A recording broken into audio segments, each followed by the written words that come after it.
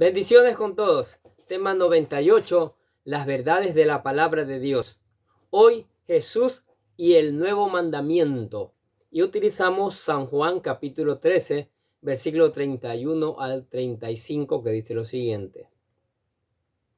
Entonces, cuando hubo salido, dijo Jesús: ahora es glorificado el Hijo del Hombre, y Dios es glorificado en él.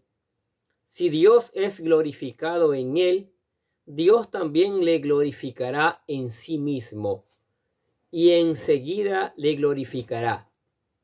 Hijitos, aún estaré con vosotros un poco. Me buscaréis, pero como dije a los judíos, así os digo ahora a vosotros, que os améis unos a otros como yo os he amado, que también os améis unos a otros. En esto conocerán todos que sois mis discípulos, si tuviereis amor los unos con los otros. Qué maravillosa palabra, ¿no es cierto? Una vez más, Judas sale del aposento alto de donde estaba reunido Jesús con sus discípulos. El apóstol Juan comienza a narrarnos una serie de enseñanzas que fueron dirigidas a los 11 y que tenían como propósito prepararlos para el momento de su muerte y ascensión al cielo, ya que la obra tendría que avanzar a través de ellos. A partir de aquí veremos las últimas palabras que les dirigió a sus discípulos antes de ir al Getsemaní, donde oraría por ellos y sería capturado por sus enemigos. Una vez más, Jesús afirmará que el tiempo de su glorificación está cerca, y entre las cosas que les enseñaba está lo que llama el nuevo mandamiento. Pero, ¿será un nuevo mandamiento? Veamos lo que podemos aprender de este pasaje. La gloria del Padre y el Hijo. En estos dos versículos podemos ver la gloria de Dios en tres dimensiones.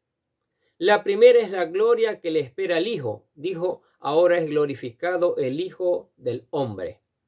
Jesús estaba a punto de ser glorificado, y esta gloria a la cual se refería era su muerte en la cruz del Calvario, ya que, si bien es cierto, su muerte iba a ser totalmente violenta e injusta, pero esta daría paso a su resurrección y ascensión al cielo, donde toda potestad se le darían, y en esto consistía realmente su glorificación. Ya anteriormente vimos cómo en el cristianismo los momentos de sufrimiento y aún muerte por la causa del evangelio traen grandes victorias, y Jesús estaba a punto de conquistar la muerte y el imperio de Satanás. Luego vemos la gloria del Padre en el Hijo. El texto dice: y Dios es glorificado en él. La obediencia de Cristo provoca que en el nombre de su Padre fuese glorificado, y, de hecho, la vida de Jesús estaba dedicada a obedecerlo en todo y hacer su voluntad. Esta obediencia era la que provocaba que su Padre fuese glorificado en él. Finalmente, vemos que, así como el Hijo era glorificado por su muerte en la cruz y su obediencia glorificaba a su Padre, así también el Padre lo glorificaría a él. El texto dice: si Dios es glorificado en él, Dios también le glorificará en sí mismo, y enseguida le glorificará. Esta es la gloria de Dios, la cual se manifiesta no solamente en el Padre, sino también en el Hijo. Y es por su obediencia que fue a la muerte, porque esa era la voluntad de su Padre, y gracias a ese sacrificio, hoy es el Salvador de todo aquel que en él cree. y por ello merece toda la gloria y la honra. Un camino que por el momento no pueden seguir. Jesús dijo en Juan 33 lo siguiente: hijitos, aún estaré con vosotros un poco.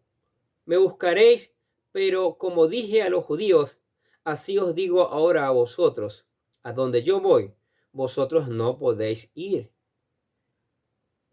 Aquí vemos un tono de ternura en las palabras de Jesús hacia sus discípulos, ya que les llama con el calificativo de hijitos. Hijitos, aún estaré con vosotros un poco.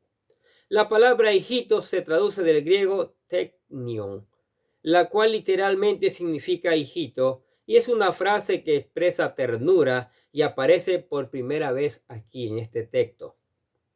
Es interesante ver el enorme contraste que hay entre la forma de cómo dirige las mismas palabras a sus discípulos y cómo la dirige a los judíos religiosos. Miren lo que dice San Juan capítulo 8, versículo 21. Otra vez les dijo Jesús: yo me voy y me buscaréis, pero en vuestro pecado moriréis. A donde yo voy, vosotros no podéis venir. A estos judíos les dijo que morirían en sus pecados y que a donde él iba, ellos no podían venir porque iba al cielo. Ahora lo mismo les dice a sus discípulos, pero de una forma más cariñosa, y no sería para siempre, porque un día estarían con él. Esta palabra debió haber quedado grabada en la mente del apóstol Juan, ya que éste la usa nuevamente 9 veces en su primera carta. De igual forma, Pablo en su carta a los Gálatas usa esta palabra de ternura para dirigirse a los creyentes de esta iglesia. Miren lo que dice Gálatas capítulo 4, versículo 19.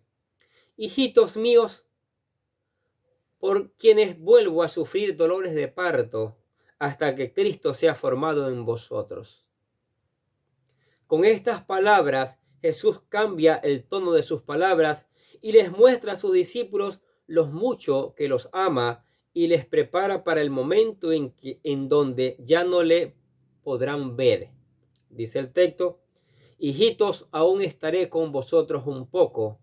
Me buscaréis, pero como dije a los judíos, así os digo a vosotros: a donde yo voy, vosotros no podéis ir. Había un camino que Jesús tenía que recorrer y sus discípulos no lo podían seguir, ya que, por un lado, tenía que ir a la muerte y este sacrificio tenía que enfrentarlo solo, y por el otro, iría camino al Padre y por el momento nadie lo podía seguir, pero lo harían en el futuro. Un nuevo mandamiento. ¿Cuál es el nuevo mandamiento? Juan 13, del 31 al 35. Un mandamiento nuevo os doy, ¿sí?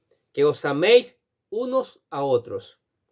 A continuación, Jesús les da un mandamiento a sus discípulos, el cual afirma que es nuevo. Un mandamiento nuevo os doy. El nuevo mandamiento es que sus discípulos se amen unos a otros como Él los ha amado. Pero, ¿es realmente un nuevo mandamiento? El mandamiento en cuanto a su momento de relación no es nuevo, ya que en Levítico se había declarado de la siguiente manera. Escuche lo que dice Levíticos capítulo 19, versículo 18. No te vengarás ni guardarás rencor a los hijos de tu pueblo, sino amarás a tu prójimo como a ti mismo. Yo, Jehová.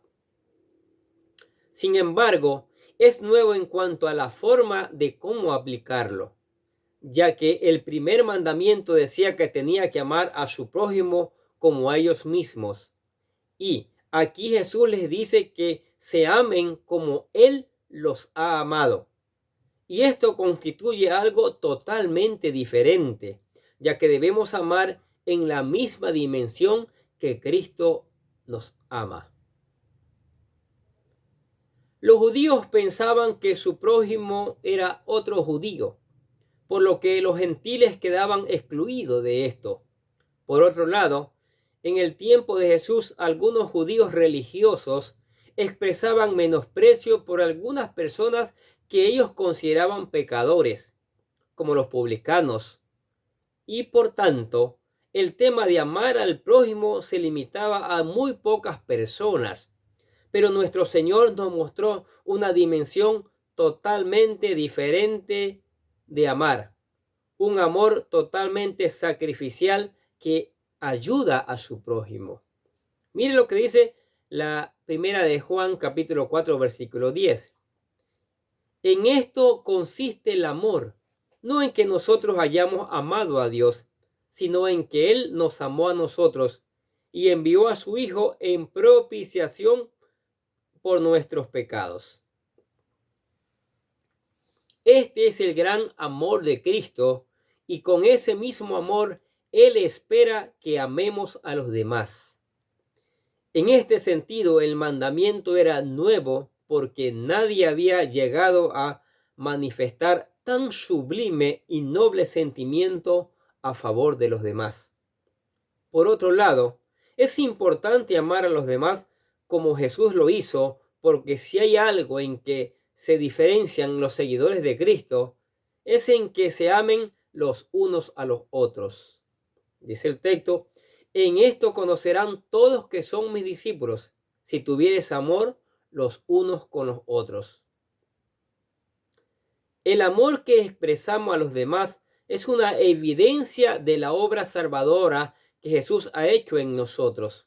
Y este amor debe ser basado en el modelo perfecto. Y este modelo es Cristo. ¿Qué les parece estas verdades de la palabra de Dios?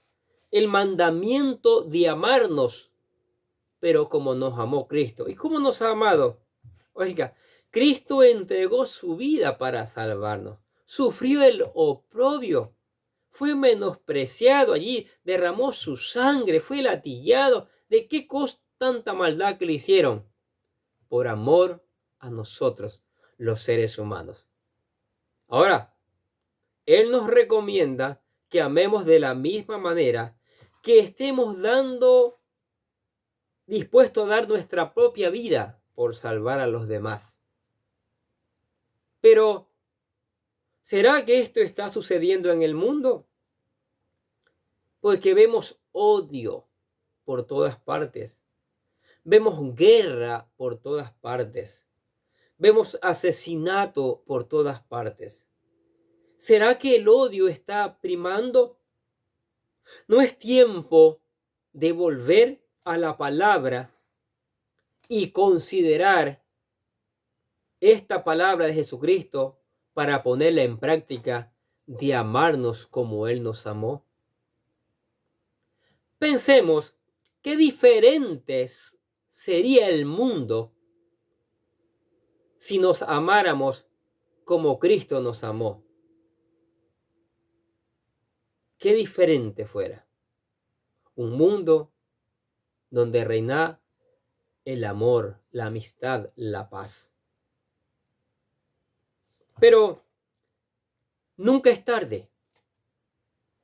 Nunca es tarde para comenzar a amar como Cristo nos amó. Pero para poderlo hacer, primero tenemos que convertirnos en hijos de Dios.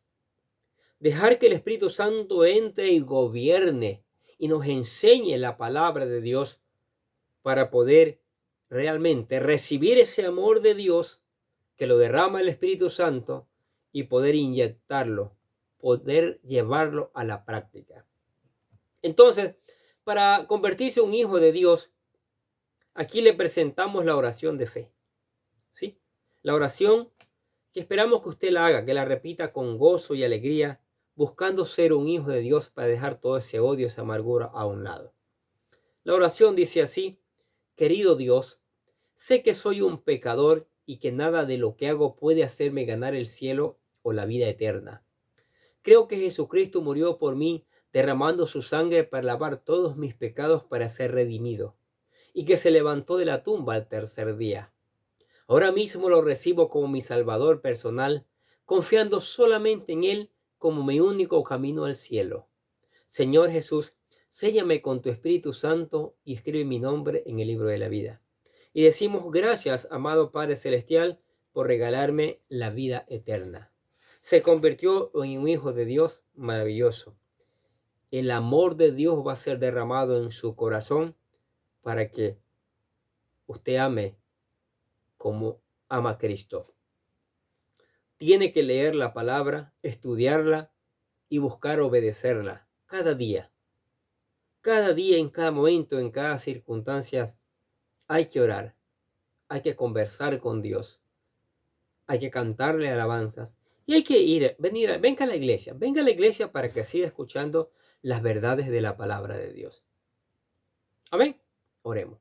Padre, te damos gracias por tu palabra maravillosa, esa palabra fuente de vida, esa palabra que cada día nos enseña, nos levanta el ánimo, nos da esperanza, esa palabra que nos hace crecer espiritualmente, esa palabra que nos alimenta espiritualmente, Señor. Por eso te damos gracias. Te damos gracias también por tu amor, por tu misericordia y por tus abundantes bendiciones que das cada día a nuestras vidas, Señor.